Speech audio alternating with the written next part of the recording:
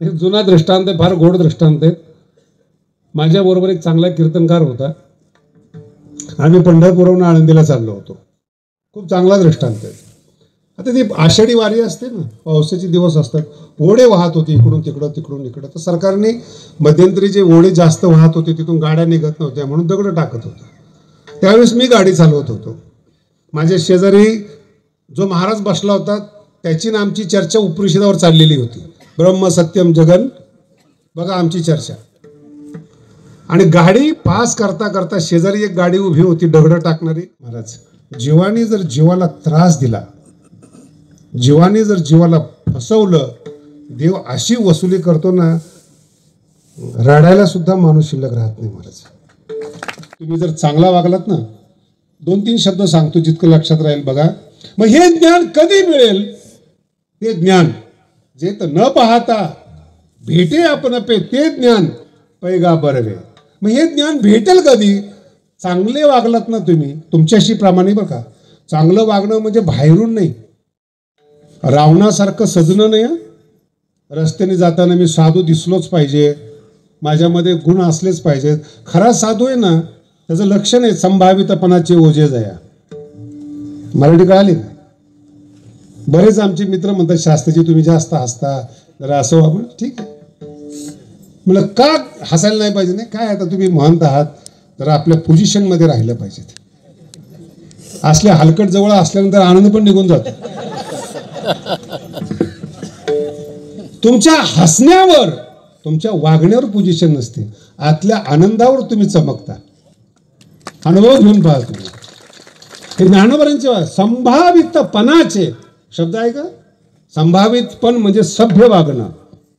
असंच वागलं पाहिजेत, असंच बोललं पाहिजेत, असंच राहिलं पाहिजेत, याचं ओझं ज्याला वाटतं तो संत असतो. संभावितपणाचे ओझे.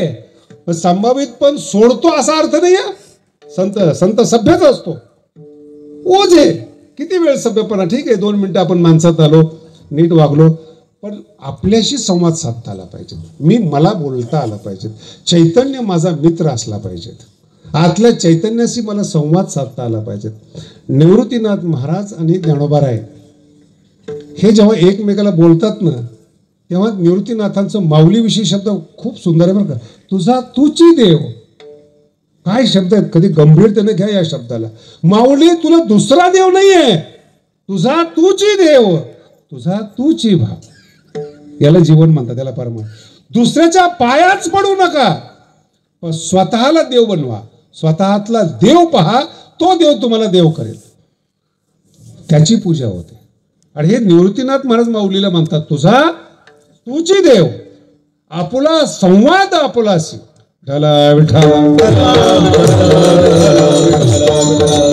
मला सांगा, दिवसभर तुम्ही बडबड करताय, कधी चैतन्याबरोबर बोललात का तुम्ही? तुमच्या 24 तास घाण डोक्यामध्ये बसलेले असते. याचा काटा काढायचा आहे, त्याला बरबाद करायचं आहे, त्याच्याशी दोस्ती करायची आहे, दोस्ती करून याला फसवायचं आहे, वगैरे वगैरे. तुमच्या साईजप्रमाणे तुम्ही विचार करा. कधी आपला आतला जो जिवंतपणा आहे, आतलं चैतन्य आहे, ते किती कोंडले, ते किती दाबतोय आपण आतल्या चैतन्याला. आपण आपल्यावर किती बलात्कार करतोय, अन्याय करतोय, याचा विचार करा. मोकळेपणाने जगता येत नाही ना तुम्हाला, हे पाप आहे. अभ्यास करून पहा. मोकळेपणाने जगता येत नाही, पाप आहे. आणि मोकळा श्वास घेऊन पहा, आतला चैतन्याचा सुगंध तुम्हाला मिळेल. हे ज्ञानोबा शिकवतात. जर तुम्ही चांगलं वागलात, तुम्हाला कळालं माझ्यात अहंकार आहे, मला काढायचं आहे, माझे दोष मला काढायचे आहेत, अशा माणसाकडे ज्ञानोबा पुढचा शब्द सांगतो, तया ते गिवसीत. जे ज्ञान सांगितलं ना आता, जे तर न पाहता भेटे आपण पे ते ज्ञान तया तेच गिवसीत. ज्ञान पावे निश्चित. एक एक शब्द आहे ज्ञानोबा. निश्चित ज्ञान त्याला शोधत येतं. म्हणून ज्ञानोबांचा जर तुम्ही अभ्यास केला ना, ज्ञान शोधणारे मूर्ख आहेत असा अर्थ होतो. चांगलं वागा, नलगती सायास जावे का सुखे तो नारायण, सुखे तो नारायण,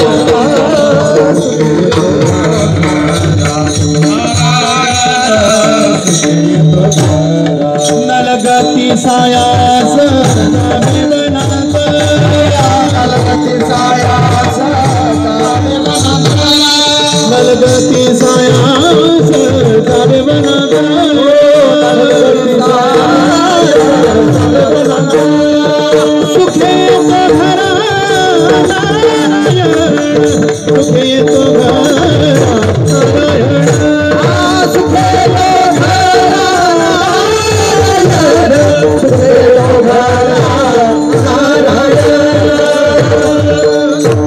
वारकरी संप्रदायातल्या संतांना समजून घ्या.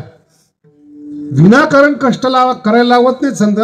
सुखे येतो घरा म्हणून वारकरी संप्रदायात लग्न झालेल्या संतांना देखील तेवढाच मान आहे जो ब्रह्मचारी संत आहे. तो चांगलं वागला पाहिजे. तया ते घेऊसीत ते ज्ञान पावे. ओळखायचं कसं त्या ज्ञानाला? जया माझी अचुंबित शांती असे ते ज्ञान. एक एक शब्द आहे असं जीव वळून टाका वाटतो मला. कशाला ज्ञान म्हणतात? जया माझी अचुंबित. अचुंबित शब्द फार गोड आहे बरं का. ज्ञानेश्वरीमध्ये फार वेगळ्या अर्थाने आलेले आहेत. ज्या शांतीला कोणी स्पर्श केला नाही अशी कोरी शांती तुमच्या अंतःकरणात जन्माला येते. तया माझी अचुंबित शांती असे. आणि तुम्ही बसलेली लोक आहेत ना, किती बडबड करा, एक काळ असा येतो चांगलं जेवण करा, चांगलं पैसे येऊ द्या, कुठेतरी तुम्हाला शांत व्हावंसं वाटतं. त्याचं नाव आहे झोप. आणि मग ते झोपेतून तुम्हाला समाधान वाटतं. आणि ती शांती 24 तास ज्ञान तुम्हाला देतं. जया माझी अचुंबित हेला ज्ञान म्हणावं. जर शांतीयुक्त ज्ञान नसेल त्याला चुकलेलं ज्ञान म्हणतात. विठ्ठल. आणि ही चुकलेली ज्ञानी माणसं, पुन्हा आहे का, ही चुकलेली ज्ञानी माणसं दीन असतात. मराठी कळली का नाही? दीन अर्थ कळतो ना? दीन म्हणजे नाईलाज.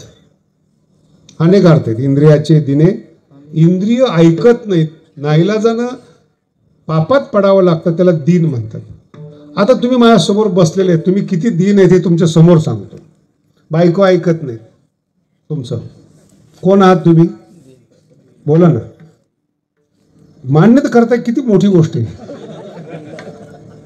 पोरग ऐकत नाहीत, दुसरा टप्पा. नाही महाराज, आमचं पोरग पण ऐकतं, बायको पण ऐकते, भाग्यवान आहात, पैसे पण आमच्याकडे भरपूर आहेत, शरीर ऐकत नाही. एक रोग संपला की दुसरा झाला की शरीर ऐकत नाही. महाराज शरीर पण चांगलं आहे, मन ऐकत नाही. तुमच्याकडे 36 तत्व आहेत महाराज. किती आहे तुमच्या शरीरामध्ये? किती कंट्रोल करणार तुम्ही? ज्याचं मन चांगलं आहे त्याची बुद्धी खराब. मनाने चांगलं आहे पण डोक्याने कमी, ही मराठी भाषा. ज्याचं डोकं चांगलं आहे त्याचं मन वाईट आहे, त्याला आपण म्हणतो कपटी रे. हुशार आहे पण ही तुमची पदवी आहे. तुम्ही दुसरीकडे नका पाहू. हुशार आहे पण, आणि जर दुसरा माणूस म्हणला त्याला बरोबर घे रे जरा आपल्या कामाला, ते मोकळ्या मनाचं कुठेही बरळते. म्हणजे कपटी नसणं हे सुद्धा तुम्हाला चालत नाही, इतके कपटीत.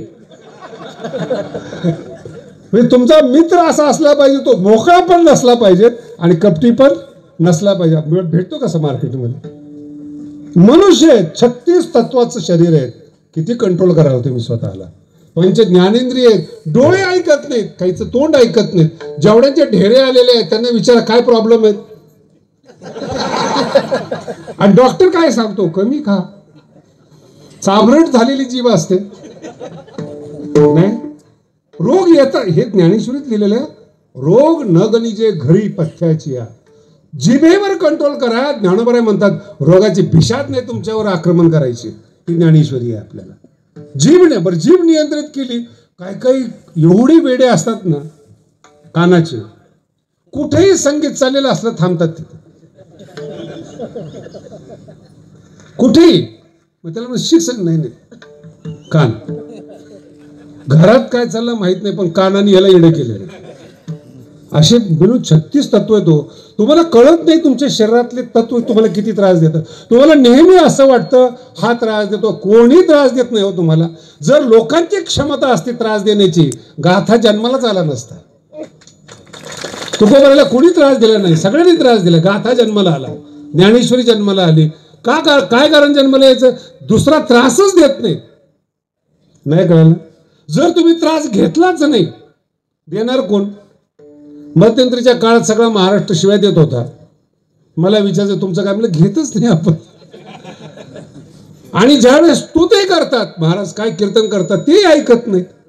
की तुम्ही कसे आहात दिनरंग मी, काय ऐकायचंय तुमचं? आणि कॉमन सिद्धांत आहे बरं का, एकदम मोठा सिद्धांत नाही. तुम्ही रस्त्याने जा, तुम्ही तुमच्याबद्दल बोलतोय मी, भिकारीने जर तुम्हाला शिवाय दिल्या तर दखल घेता का? केस करता त्याच्यावर? काही येडे येते. मग जगाला असंच समजतात संत हे येडे आहेत म्हणून, म्हणून संत येते. एवढं एक एक कळलं पाहिजे, एक. आणि एक कळलं की इतकं सुखी होतो माणूस. नाही कळलं तर दुःखी होतो. नाही कळलं चुकली ज्ञान, नाही कळलं दुःखी होतो. एक जुना दृष्टांत आहे, फार गोड दृष्टांत आहे. माझ्या बरोबर एक चांगला कीर्तनकार होता. आम्ही पंढरपूरहून आळंदीला चाललो होतो. खूप चांगला दृष्टांत आहे. आता ती आषाढी वारी असते ना, पावसाचे दिवस असतात, ओढे वाहत होते इकडून तिकडं तिकडून इकडं. तर सरकारने मध्यंतरी जे ओढे जास्त वाहत होते तिथून गाड्या निघत नव्हत्या म्हणून दगड टाकत होतं. त्यावेळेस मी गाडी चालवत होतो. माझ्या शेजारी जो महाराज बसला होता त्याची ना आमची चर्चा उपनिषदावर चाललेली होती. ब्रह्म सत्यम जगन, बघा आमची चर्चा. आणि गाडी पास करता करता शेजारी एक गाडी उभी होती दगड टाकणारी. त्याच्यावर एक माणूस तिने असा दगड टाकला की तिच्या साईडला पूर्ण महाराज भरला. गालावर चिखल, कपड्यावर चिखल. मी तशीच गाडी पुढे मला म्हणजे गाडी थांब. म्हणलं काय ही येडपट आहे ते? म्हणजे येडपट आहे काही विचारायची गोष्ट आहे का? जर शहाणा असतं तर दगड टाकला असता का त्याने? बोला ना. मग तो येडपट आहे हे कळाल्यानंतर पुन्हा त्याची नादी लागणं हा किती मोठा वेडेपण आहे. बरं तो महाराज आणि चर्चा ब्रह्म सत्यम देव कसा, आषाढी वारी का चर्चा. नुकताच ताजं घडलेली आहे वारी आषाढीची. मला म्हणे तू मला काही सांगू नको, गाडी थांबव. थांबवली. उतरला, जे शिव्या दिले त्यांनी त्या वरच्या माणसाला गाडीच्या 10-15 शिव्या दिल्या. तर ही वारकरच्या शिव्या म्हणजे काय हो, तू मूर्ख आहेस, तू नालायक आहेस वगैरे वगैरे, इतके सौम्य शिव्या. त्याचा आत्मा खुश झाला महाराज कीर्तनकाराचा. मी शिव्या दिल्या पण त्या माणसाने काही म्हटलं नाही. आणि माझ्या पुढे प्रॉब्लेम असा आला, त्याला संत म्हणायचं का याला म्हणायचं? एवढ्या शिव्या ऐकून तो काही प्रतिकार करत, कोण संत आहे? आणि हा एवढा शिकून त्याला शिव्या देतोय, पण ते मला जमेच ना. ते काहीतरी घोळा असला पाहिजे. मग मी खाली उतरून दुसऱ्याला विचारलं, म्हणलं आमचा दोस्त एवढा शिव्या देतोय, तो काही बोलत का नाही? तो अजून शिव्या द्यावं का?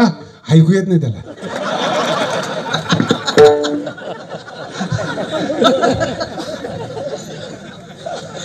किती समाधानी असतो मनुष्य जर लोक काय बोलले हे नाही ऐकलं तर. मशीन फिशीन नका लावू म्हातारपणात बरं का. नाही तर तुम्ही थोडे संत आहे, तुमच्याबद्दल घरातली माणसं थोडे चांगले बोलणार आहेत. न ऐकू आलेले किती समाधानी. बरं आता ते मला कळलं की त्याला ऐकू येत नाही, मी आपलं गप बसलो. आता गाडी तिथून आमची पुढे सुरू झाली. यांनी नीट बोलावं का नाही? मला म्हणजे शास्त्रीजी तुम्हाला काही कळालं का? न्यायाचार्य काही कळालं का? म्हणलं काय? आपण 15 मिनिटं शिव्या देत होतो पण तो काही बोलत नव्हता. हे वाणीचं तप आहे. चुकली ज्ञाने, मुद्दा विसरू नका. चुकली ज्ञान, हे चुकलेलं ज्ञान. 15 मिनिटं मी त्याला बोलत होतो तरी तो काही बोलत नव्हता. याला वाणीचं तप म्हणतात, इम्प्रेशन म्हणतात. आता मला माहिती होतं त्याला काय परिस्थिती. म्हणजे चुकलेले ज्ञानात आहे ना, मग शुद्ध ज्ञान सांगा कशाला? नाही कळालं? अशा माणसाला सांगून पुन्हा अंगावर घेण्यापेक्षा तुम्ही अज्ञानी जिथं आहात तिथंच आहात. जर भाग्य उद्याला आलं तर तुम्ही संतांच्या सानिध्यात याल, नाही तर चुकलेल्या ज्ञानामध्येच मरावं लागेल. बघा मी काय सांगितलं, असंच झालं. कोण तुम्ही? स्वतःचं आयुष्य सुखी करू शकला नाहीत, स्वतःच्या मेंदूला शांत करू शकला नाही, ज्ञान गमवता नाही आलं, आणि तुम्ही स्वतःला मोठे समजतात. याच्यापेक्षा मूर्खपणा काय? मग काय केलं पाहिजे? याच्यासाठी कुणाचं तरी व्हायला पाहिजे आणि त्याला प्रार्थना केली पाहिजे, थोडंसं तुमचं जे सुख आहे ते आमच्याकडे पाठवा. दुसऱ्या चरणाचं. कृपा कराल ते थोडी, कृपा कराल ते थोडी, कृपा कराल ते थोडी, कृपा कराल ते थोडी. पाया पडी लोबराले, पाया पडी लोबराले, कृपा कराल ते थोडी, कृपा कराल ते थोडी. पाया पडी लोबराले, पाया पडी लोबराले, कृपा कराल ते थोडी, कृपा कराल ते थोडी. खूप सुंदर आहे, खूप सुंदर अभंग आहेत. कृपा करा, कोणाला म्हणतात कृपा करा? तुम्ही विश्वनाथ म्हणून कृपा करा. ऐऱ्या गेऱ्याला मागणी नाही मागत. कोणीही भेटलं महाराज कृपा करा, ते कानाखाली दिली पाहिजे. नुसता संत दिसला या रावणासारखे कुठं कृपा करत असतात का महाराज? मग तुम्ही एवढं त्यांच्या चुकीच्या लोकांबद्दल सांगता, मग त्याला शिक्षा. मी तुम्हाला अनेक वेळा या गोष्टी सांगितलेल्या आहेत. सृष्टी आहेत महाराज. जीवाने जर जीवाला त्रास दिला, जीवाने जर जीवाला फसवलं, देव अशी वसुली करतो ना, रडायला सुद्धा माणूस शिल्लक राहत नाही महाराज. तुम्हाला एवढं सोपं वाटतं काय जगणं? म्हणून संतांचं म्हातारपण पहा आणि श्रीमंताचं म्हातारपण पहा, काय फरक दिसतो तुम्हाला कळेल. इकडली आत्मप्रकाश, विवेक वैराग्य पिकलेला चेहरा आणि अज्ञान पिकलेला चेहरा, हा फरक दिसतो दोघांमध्ये.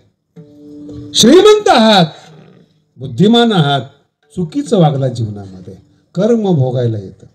ज्ञानोबांचा एक शब्द फार सुंदर बरं का, फळ भोगावया धरणे बैसे. जे पाप केलं ना, बोलूच का आता, सरकार पुढे जसं धरणं होतं ना, हे झालंच पाहिजे. भगवान ज्ञानोबा 700 वर्षापूर्वी म्हणतात, जे पाप केलेले ते भोगण्याकरता तुमच्या जीवनात धरणं बसतं. ते फळ भोगावया. मला जन्माला घातलं ना तू पापाला, फळ भोगावया. एक क्षण शांती नाही हो, एक क्षण शांती नाही. काही काही श्रीमंत माणसाकडे जेव्हा मी बघतो, अतिश्रीमंत माणसं असतात, हे जरा ज्ञानेश्वरी ऐकून येतात भेटायला, त्यांना वाटतं खूप चांगले बोलतात शास्त्रीजी, तसेच खरे असतील असं वाटतं माणसाला. चुकतात ते हो. कारण की जो चांगला आहे तो वाईटापासून स्वतःचं संरक्षण करतो, नाही का? तुमच्यापासून मी माझं संरक्षण केलं पाहिजे का नको? का केलं पाहिजे? मी बर्बाद, तुम्ही तर बर्बादच आहात, मी बर्बाद व्हायला नको म्हणून संत एकांतात जातात. कोणीच नको शब्द आहे, देवासाठी एकांत नाही. एकाचा सुद्धा जिथे अंत आहे, फक्त मीच मी, माझं चैतन्य आणि मी, तो एकांत आहे. तिथं गाथा जन्माला येतो, तिथं ज्ञान जन्माला. जेवढे जगातले संशोधन आहेत हे लोकांतात होत नाहीत, एकांतातच होतात. कोणतंही संशोधन असू द्या. अहो तुम्ही काही काही, आता मी मास्तर लोक वगैरे असतात काही शिकलेले, वैज्ञानिक असं सांगतात, वैज्ञानिक असं सांगतात. तुम्ही ऐकलं असेल, विज्ञान असं सांगतो, वैज्ञानिक असं सांगतात. मी एका शिक्षकाला म्हणलं, कुठे भेटला रे वैज्ञानिकाला? वैज्ञानिक कुठं अमेरिकेमध्ये नासात संशोधन करतात, तुला एंट्री नाहीत, आणि खेडेगावात बसून तंबाखू चोळत म्हणतो वैज्ञानिक असं म्हणतात. नाही, कानाखाली दिली पाहिजे. वैज्ञानिक संत आणि स्वतःचं कल्याण करणारा साधक हा जगाला भेटतच नाही. त्याला भेटतच नाही. कोणाचा इतिहास आहे का तुम्ही? वेळ हे धन आहे. पुन्हा सांगतो, वेळ चोरी 10 वेळा होऊ द्या, कमवता येईल. गेलेली वेळ परत नाही आणता येत, गेलेलं धन आणता येतं. कितीही नुकसान झालं, घर पडलं, जळालं, भरून काढता येतं. गेलेलं तारुण्यातले क्षण परत येत नाहीत महाराज. हे धन आहे. आणि ते क्षण कोणाबरोबर वेचायचे, ते क्षण कोणाबरोबर घालवायचे, हिची अक्कल आली पाहिजे. ज्ञानेश्वरीच्या संपर्कात क्षण घाला, जीवन आनंदाने भरून जाईल महाराज. शब्द कुणाचे ते? ज्ञानोबारांचे. ज्ञानोबारांच्या शब्दाबरोबर जीवन जगला ना तुम्ही, ते शब्द तुम्हाला सांभाळतात. भागले मज वाहतील शब्द तुमचा अलंकार करतात, शब्द तुम्हाला सजवतात. मला जरा जास्त वाटतं. तुकोबाराचा अभंग सांगतो, शृंगारिले बाळ. तुकोबारा म्हणतात, ज्ञानेश्वरी वाचता वाचता त्या शब्दाने माझ्यावर अशी कृपा केली, माझ्या मुखातून अभंग यायला लागले. ते अभंग असे आले, भंग न होणारे आले. त्यांना विचारले, मग एवढे चांगले सिद्धांत कसे आले? तो का म्हणे, तुम्ही उदार, काय शब्द, माऊलीविषयी शब्द, माऊली आणि तुकोबराय म्हणतात, माऊली तुम्ही उदार आहात, कृपाळ आहात. आपल्या बाळाला वाणीनं सजवलं नाही. अजून अर्थ कळणार तुम्हाला. संप्रदायात 1000 कीर्तनकार आहेत, आता 10,000 कीर्तनकार आहेत. अमर होणारे तुकोबर आहेत. वाणीतून धन मिळेल, वाणीतून सन्मान मिळेल. वाणी अजरामर करणारी जर पाहिजे असेल तर ज्ञानेश्वरीने कृपा केली पाहिजे. लोकांच्या काळजात जाऊन बसाल महाराज. हजारो लोक प्रेम देण्याकरता तुम्हाला उत्सुक असतील. हे ज्ञानोबरायांच्या शब्दांची सेवा आहे. आणि ज्ञानोबराय म्हणतायत केली ना तुम्ही, तुकोबराय म्हणतात केली, ते शब्द उदार झाले. म्हणून 500 वर्षापूर्वी कुठलंही ज्ञान नसताना, ज्ञानाचं साधन नसताना गाथा जन्माला आला. 21व्या युगामध्ये सुद्धा अर्थ कळत नाही. किती तरुण पोरं कॉलेजमध्ये जाऊ द्या, प्राध्यापक जाऊ द्या, अभंगाचा अर्थ लावून दाखवा, नाही कळलं. अभंगाचा अर्थ खेडेगावातल्या लोकांना सांगू नका, आमच्यासारख्याला सांगा. आता पुन्हा कधी कधी चुकली ज्ञाने. खेडेगावात कीर्तन केलं जाऊ मान मिळतो महाराज. विठाला विठाला माझा जुना दृष्टांत आहे, मटेरियल चांगलं आहे म्हणून काढतो. खेडेगावातला जो अत्यंत विद्वान असतो, विद्वानाच्या सभेमध्ये मूर्ख ठरतो. कारण की त्याला कळत नाही. मी असे बरेचसे गायक पाहिलेत बरं का, गोड आवाजाचे. त्यांनी अभंग म्हणला ना, असं ऐकत राहावंसं वाटतं. पण त्यांनाच माहिती नाही की आपण काय गातो. काय गोड आहे त्यांचा आवाज, गोड आहे, पण आवाज वळवायचा कसं, कोणत्या रागात काय गायचं कळतच नाही. मी एका कीर्तनकाराला म्हणलो तर इतका सुंदर आवाज आहे, इतका रियाज आहे तुझा, एखाद्याच्या हाताखाली गा, अजरामर होशील. मराठी कळाली का तुम्हाला? मोठे मोठे गायक आहेत ना, संगीतकाराच्या हाताखाली गातात म्हणून ते अजरामर झाले. त्यांचा आवाज चांगला आहे, गाऊन घेणारा पाहिजे, त्याला म्हणतात कृपा. कळालं तुम्हाला? कृपा कराल ते तुम्ही बुद्धिमान आहात. विश्वनाथाकडून कृपा आली पाहिजे. कृपा कराल ते खूप नाही, थोडी. तुमच्याकडे नाहीये, तुमची जिवंत आहात एवढंच तुमच्याकडे भांडवल आहे, पण तुमचं उमलणं ज्याला म्हणतो ते आलं पाहिजे. आणि तुम्ही जिथे उमलताय ग्रामीण भागामध्ये, ही लोक सन्मान देतात. तुम्हालाही कळत नाही आपण काय गातो, त्यांनाही कळत नाही आपण काय गातो. जुना दृष्टांत आहे आमचा. आमच्या बरोबर जो पोरगा होता ना, तब्येतीने चांगला, तुम्ही अनेक वेळा ऐकलं तो, ते भुकेच्या बाबतीमध्ये फार कमजोर होता. पैलवान माणूस कुठेही गेलं की पहिले जेवायचं. आम्ही अभ्यास करून करून असे काढी झालेले. आता महंत झाल्यामुळे फुगले भाग सोडून द्या, पण अभ्यासाच्या टायमाला नुसतं वार आले की उडून जायची पाळी. सगळं डोक्याचं खाद्य ना पोटात कुठं जाते ते. आणि हे घरचं पैलवान, लाडू संपले की लाडू, लाडू संपले की तूप, अभ्यास नाही, काही नाही. मग या सप्ताहाला गेल्यानंतर एका वस्तीवर आम्ही जेवायला बोलवलं. तुम्हाला तर कल्पना नाही या गोष्टीची. जर स्वयंपाक नाही झाला, कीर्तन करा म्हणतात, वाढवा कीर्तन. अजून स्वयंपाक झालेला, मग त्या कीर्तनकारांनी जबरदस्ती 2-4 दृष्टांत, 2-4 प्रमाणापेक्षा जास्त वापरायची. तसं त्या वस्तीवर गेलो, स्वयंपाक नाही झाला तयार. आता स्वयंपाक नाही झाला म्हणजे ते माबा भजन कर. ह्या पहिल्याला राग, सगळ्यापासून आणणे पोटामध्ये, तब्येत जास्त. मग आमची 2-4 पोरं गायला बसले. आता तुम्ही थोडी कल्पना करा, वय तरुण, भुकेचा टाईम आणि भजन, कसे स्वर निघतील बाहेर. जगात जसं येईल तसं गात होतं. आणि ते भजन चालू असताना एक मुस्लिम माणूस जो गाण्यातला तज्ज्ञ होता तो तिथून चालला होता. त्याला ते स्वर सहन नाही झाले. हे आसूर सहन नाही झालं. तो आला, काय आहे, कसं काय गाता तुम्ही, कोण आहे तुम्ही? आणि तिथं वाद सुरू झाला. आता मी तिथं बसलेलो होतो पण गात नव्हतो. माझ्या लक्षात आलं पोरांचं काहीतरी चुका निघतात. कोण आहे तुमचे गुरु? म्हणलं तो बसलाय. लांब बसला होता कंटाळा येऊन. भेटतो म्हणे त्याला. जा तिला काहीच माहित नाही, त्याला आम्हाला माहिती की ती हँडल करते. ज्याला कमी डोकं असतं तर संसार हँडल करतं बरं का. बुद्धिमानाचा संसार दुखी असतो. हे चांगलं नाही, ते चांगलं नाही, सतत तक्रार. कमी बुद्धिमान खुश. काही वेळेस यांच्या झोपेला बुद्धिमान कंटाळतात. एवढी झोप येते कशी? आता झोपेवर जळायची काही पद्धत आहे का? ह्याला काही बुद्धिमान म्हणतात का? गेला त्या आमच्या दोस्ताकडे, म्हणजे महाराज तुमचे शिष्य काय? त्यांनी माझ्याकडे पाहिलं. हे सगळे गुरु म्हणजे आम्ही. आणि मी असा हात केला. हात केल्यावर ते लक्षात आलं काहीतरी घोटाळा आहे. हा बोलो. काय लो कैसे गाते लोग? हाँ अच्छे गाते, गलत गाते. मुस्लिम. हाँ म्हणे तुम गाते हो क्या? हाँ गाओ. तू बसला मुस्लिम गायला. खूप छान गात होता महाराज. नाही कळला तो. अशा पुढे गात होता त्याला गाण्यातलं काहीच कळत नाही. मी तुमच्याबद्दल बोलते. अशा पुढे ज्ञान सांगता ज्याला काही कळत नाही. तुमची किंमत त्याला तुम्ही सांगताय आम्ही ज्ञानी आहेत, आमचा ऐका. तुमची किंमत नाही होती. तर ज्याला सांगताय ना ते तुम्हाला मानतच नाही. अर्धा तास गायलं तिनं. ह्याला काहीच माहिती नाही कोणता राग आहे काय. जेवण येत नाही म्हणून राग आलेला याला. रागातलं काही कळत नाही.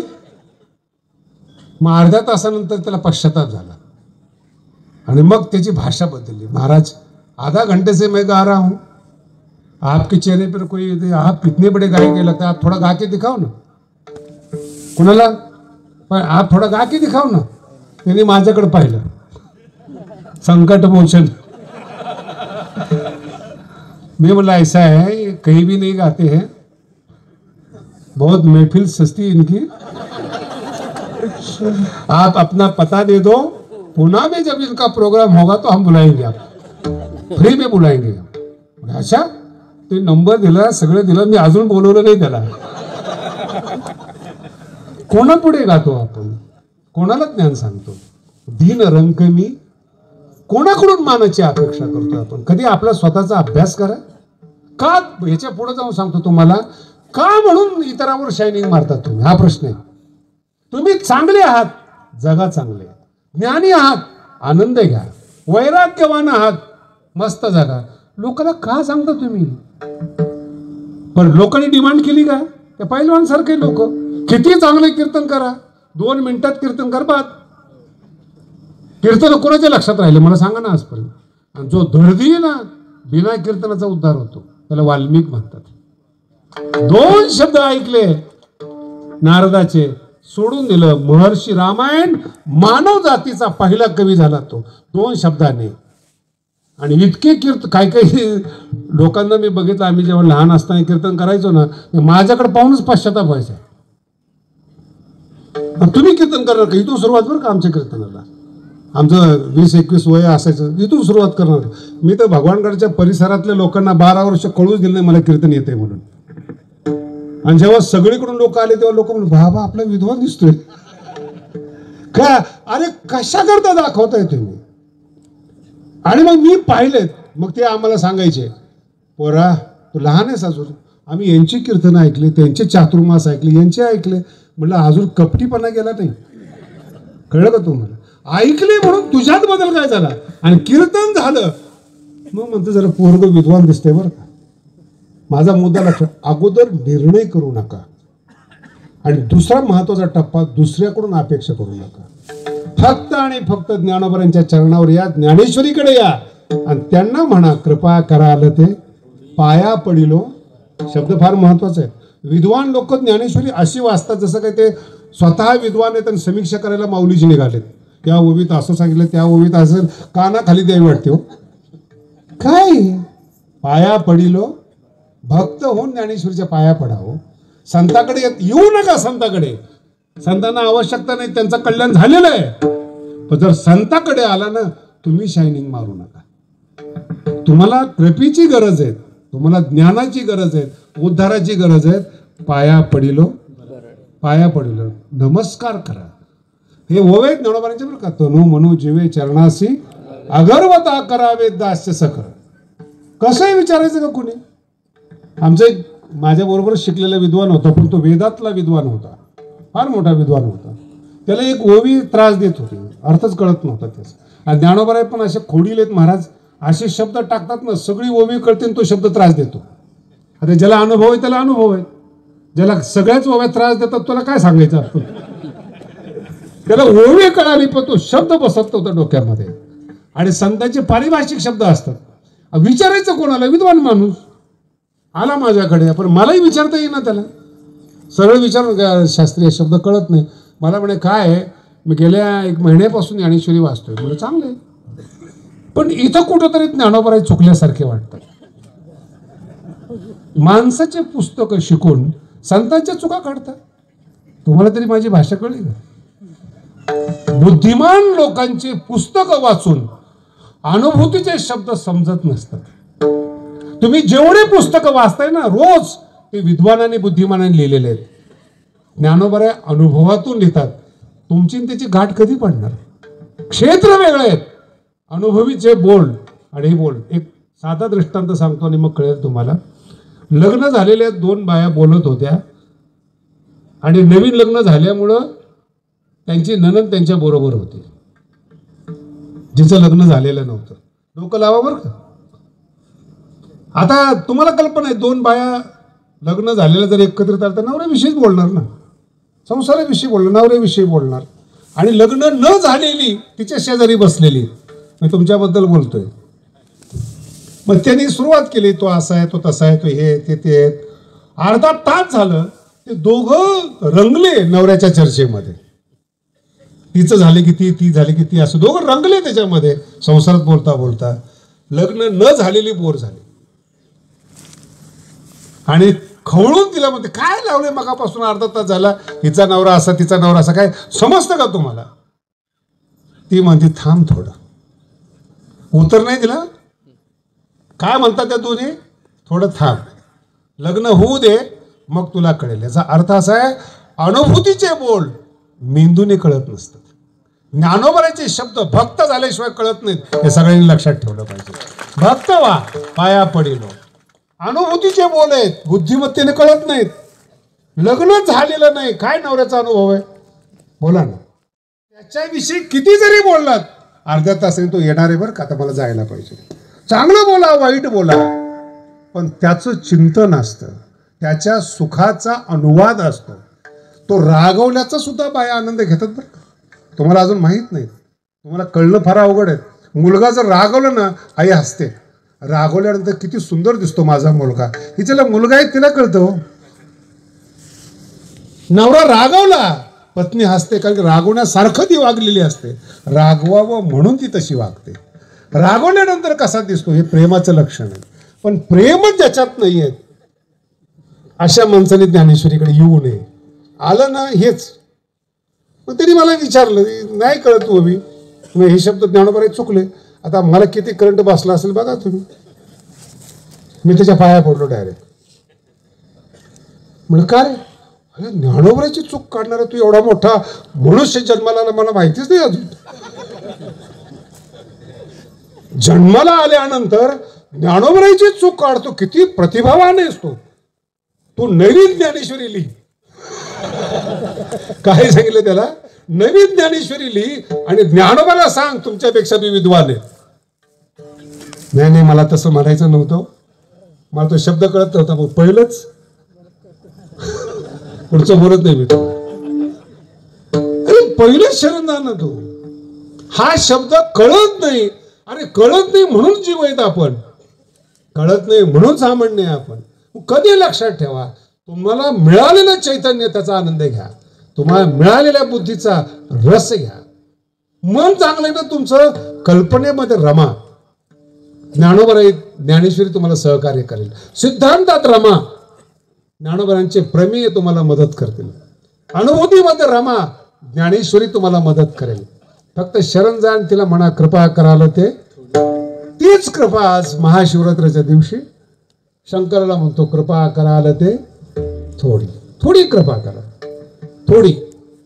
ते म्हणजे महाराज थोडी का म्हणतायत? काय तुमच्याकडे कमी नाही हो. काय उणे तुम्हा पाशी काय उणे तुम्हा पाशी काय उणे तुम्हा पाशी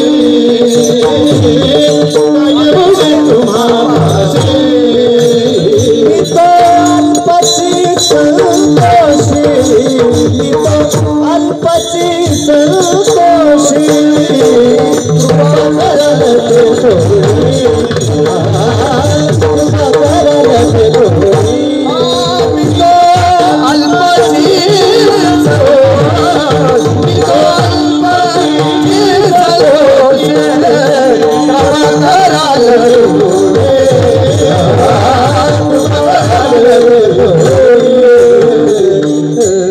पुन्हा एकदा अर्थ सांगतो, लक्षात येईल. दीन कोणी ऐकत नाही संसारामध्ये, त्याला दीन म्हणतात. रंक सुखासाठी विषयाच्या दारात जाऊन प्रार्थना करणं त्याला रंक म्हणतात. आणि तुम्ही आजारी पडलात, दुखी झालात, कोणी नाही हो तुम्हाला, अनाथ आहेत. फक्त तरुणपणा असतो, थोडी शायनिंग असते थोडीशी. एकदा गलित गात्र होऊ द्या महाराज. किंमत नाही मार्केटमध्ये. मी कधी कधी मुंबईला जातो ना, क्लास 1 अधिकारी वगैरे वगैरे सगळं पाहतो. किंमत नाही मुंबईमध्ये. 1 कोटीच्या पुढे लोक एका गावात राहतात मुंबईमध्ये. कोणी कोणाला किंमत देत, अनाथ. बायको ऐकत नाही, ती पण क्लास 1 आहे. तुझं डोकं चालतं असं थोडंच, तो क्लास 1 आहे. कधी मी म्हणून माझ्या कधी लोकांना सांगतो, मी डॉक्टर लोकांना, वकील लोकांना, घर सांभाळणारी पत्नी करा, पैसे कमवणारी पत्नी करू नका. जर केली, दोघं संध्याकाळी ढाब्यावर. काय ते पैशाचा उपयोग? जगण्यासाठी आपण जन्माला आलो. दोघं एकत्रित बसावं, एकत्रित खावं, मुलगा आपल्या बरोबर असावं जेवायला, त्याला घर पण म्हणतात हो. नाहीतर ह्यानी एका बाजूने, त्याने एका बाजूने, त्याने एका बाजूने, नोकरांनी स्वयंपाक करावा, यांनी चमच्याने खावं, आणि त्यांनी येऊन आमच्यावर शायनिंग मारावी. काय खरं देवाचं? म्हणजे खरंच खरं नाहीये. तुझ्यासारख्या हलकट लोकांना सुख मिळालं नाही. पैसे कमवण्याचं थोडंसं ज्ञान आलं